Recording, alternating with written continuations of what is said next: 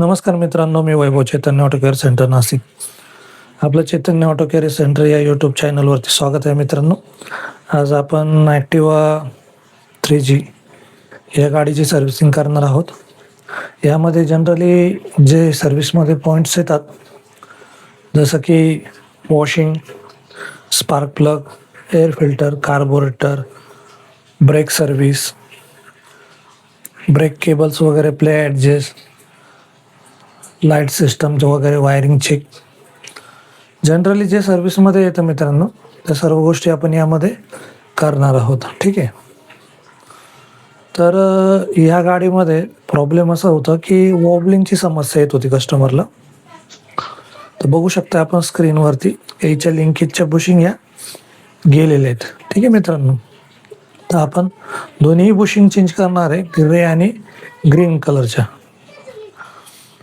त्याचा फायदा असा असतो की आपला जो फॉर्क असतो त्यावरती चाक हे आपलं स्टेबल असतं. टायर जर यामध्ये प्ले असेल तर फ्रंट टायर हे वॉबलिंग करणार आहे मित्रांनो, आणि त्यामध्ये गाडी ही वॉबल करत चालते आणि स्टेबिलिटी कमी होते गाडीची. ठीक आहे मित्रांनो. सर्वात प्रथम आपण पाठीमागचं टायर खोलून घेतो, त्यानंतर गाडीला पाणी वगैरे मारून घेतो मित्रांनो. ते झाल्यानंतर मागच्या टायरच्या ब्रेक सर्व्हिस करून घेतो. सेम तसंच पुढच्या टायरला बेरिंग्स वगैरे प्लस लायनर्स हे पण आपण हे करून घेतो.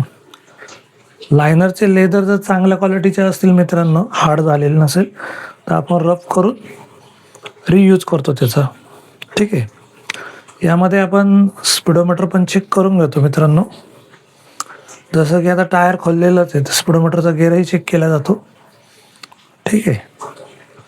तर सेकंडली हे सर्व झाल्यानंतर मित्रांनो आपण गिअर ऑइल, इंजिन ऑइल, ठीक आहे, या गोष्टी चेंज केल्या जातात मित्रांनो. यामध्ये गिअर ऑइल यासाठी टाकणं आवश्यक असतं मित्रांनो की बाईकमध्ये जसं की आपण बघू शकतात का पूर्ण इंजिन असतं. ठीक आहे. त्यामध्ये जसं की मित्रांनो बाईकमध्ये पूर्ण अखंड एक इंजिन असतं. त्यामध्ये काय असतं, गिअरबॉक्स पण एकाच ठिकाणी असतो, क्रँक एका ठिकाणी असतो, म्हणजे संपूर्ण इंजिन एकत्र असतं. त्यामुळे त्याला एकच ऑइल यूज होतं. तसं मोपेड बाईक्समध्ये नसतं मित्रांनो. पाठीमागच्या सेक्शनमध्ये गिअरबॉक्स दिलेला असतो आणि पुढच्या सेक्शनमध्ये इंजिन कंपार्टमेंट असतं. ठीक आहे मित्रांनो. म्हणजे थोडक्यात इंजिन असतं. यामुळे काय होतं, इंजिन ऑइल हे वेगळं यामध्ये वापरण्यात येतं आणि गिअर ऑइल जे आहे तेही वेगळं यूज केलं जातं मित्रांनो. ह्यामध्ये गिअर ऑइलची ही ग्रेड वेगळी असते मित्रांनो, इंजिन ऑइलची ग्रेड वेगळी असते.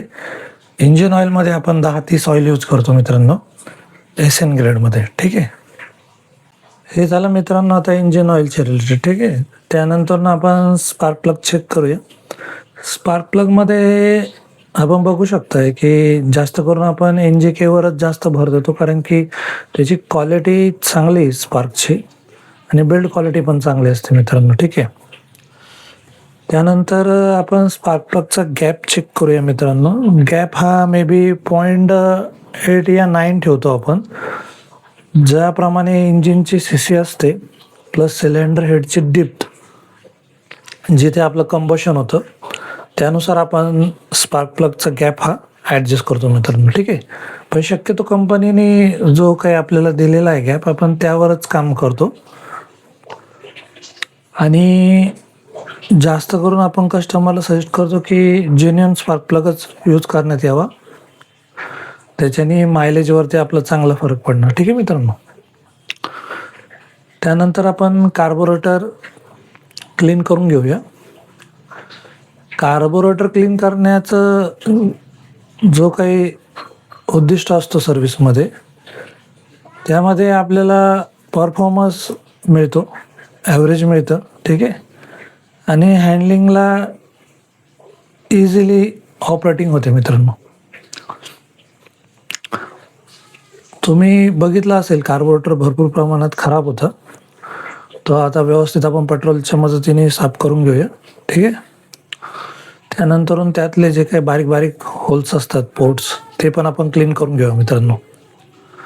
हे सर्व क्लीन करण्यामागचं कारण असं आहे की ही जी बाहेर डस्ट असते मित्रांनो हीच आतमध्ये चालली जाते आणि त्याच्याने अजून प्रॉब्लेम क्रिएट होतात. आता आपण हे बाहेरनं पूर्ण स्वच्छ करून घेतलेलं आहे. त्यानंतर आता आपण याला आतनं पण खोलून घेऊया मित्रांनो. ते खोलल्यानंतर यामध्ये 2 प्रकारचे जेट असतात. एक स्लो जेट असतो, एक बिग जेट असतो मित्रांनो. दोन्ही जेट आपल्याला क्लीन करायचे असतात कारण की आता T20 इथेनॉल हे जे आहे हे रेग्युलरली पेट्रोलमध्ये यूज होतं आहे मित्रांनो.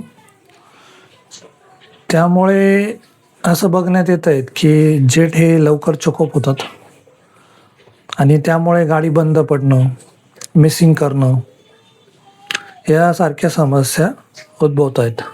ठीक आहे. आणि या समस्यांमुळे होतं कसं आहे की स्टार्टिंग ट्रबलवर पण याचा जास्त इफेक्ट होतो आहे. ठीक आहे. तर आता आपण 1 बाय 1 सर्व जेट वगैरे क्लीन करून घेतो आहे. ते क्लीन झाल्यानंतर ते ॲसेंबल करून घेऊया. असेंबली झाल्यानंतर पुन्हा आपण कार्बोरेटर फिटिंग करून घेऊया मित्रांनो. ठीक आहे. कार्बोरेटर फिटिंग झाल्यानंतर आपण त्याला पेट्रोल सप्लाय देऊया.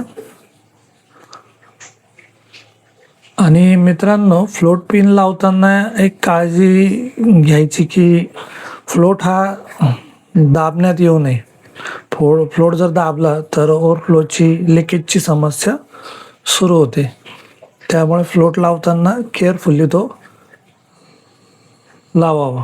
ठीक आहे. आता आपला कार्बोरेटर रेडी झालेला आहे मित्रांनो. कार्बोरेटर आता आपण फिटिंग करून घ्या.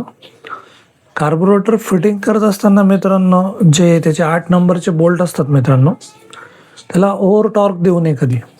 ओव्हर टॉर्क दिल्याने त्याचा फेस हा आऊट होतो आणि तो आऊट झाल्यानंतर तिथनं हवा लिकेजची समस्या चालू होते आणि त्यामुळे गाडी ही आयडलिंगला थांबत नसते. बऱ्याच केसेसमध्ये मी बघितलेलं आहे जे नवीन सदस्य असतात ते खूप जास्त प्रमाणात ओव्हर टाईट करतात बोल्ट. त्यामुळे कार्बोरेटर हा खराब होण्याचे चान्सेस वाढतात मित्रांनो. ठीक आहे. आता आपला कार्बोरेटर हा फिटिंग झालेला आहे मित्रांनो. त्याला आता आपण चोक केबल लावून पेट्रोल वगैरे सप्लाय देऊया. ठीक आहे. पेट्रोल सप्लाय द्यायचा म्हटला तर बेसिकली मित्रांनो याला पेट्रोल पाईप जो आहे तो व्हॅक्यूम कॉकला अटॅच आहे. ठीक आहे. तर तुम्ही बघू शकता आपण सक्शन करून पेट्रोल खाली घेतलेलं आहे. आता कार्बोरेटरमध्ये पेट्रोल गेलेलं आहे मित्रांनो. गाडी पण आता आपण सुरू करून बघतोय. ठीक आहे. गाडी आपली फर्स्ट क्लास सुरू होते. ठीक आहे. आता आपण डिक्की वगैरे फिटिंग करून घेऊया मित्रांनो. त्यानंतर टायर प्रेशर चेक करून घेऊया. टायर प्रेशर चेक झाल्यानंतर मित्रांनो गाडीची आपण ट्रायल घेऊया. ट्रायल फायनल झाली मित्रांनो की गाडी क्लीन अँड वॉश करून कस्टमरला हँडओव्हर करून देऊ. ठीक आहे मित्रांनो. यामध्ये आपण गाडीचं काम झाल्यानंतर पण वॉश करतो आणि काम करण्याआधीही पाणी मारून घेतो मित्रांनो, जेणेकरून जे आतले डस्ट पार्टिकल्स वगैरे असतात ते पण क्लीन होतात. ठीक आहे. आणि वॉश झाल्यानंतर ड्राय करून आपण पुन्हा गाडीला ऑइलिंग करून देतो. त्याच्याने जे काही मुव्हेबल पार्ट्स असतात ते इझिली फ्रीली ऑपरेट होतात. अशा प्रकारे आपल्याकडे सर्व्हिसिंग करण्यात येते मित्रांनो गाडीची. ठीक आहे. तुम्हाला सर्व्हिस जर आवडली असेल तर नक्कीच व्हिडिओला लाईक करा. नवनवीन व्हिडिओ बघण्यासाठी चॅनलला सबस्क्राईब करा. बेल आयकॉन प्रेस करा मित्रांनो. ठीक आहे. आणि काही शंका वाटल्यास मेसेज जरूर करा मित्रांनो. धन्यवाद.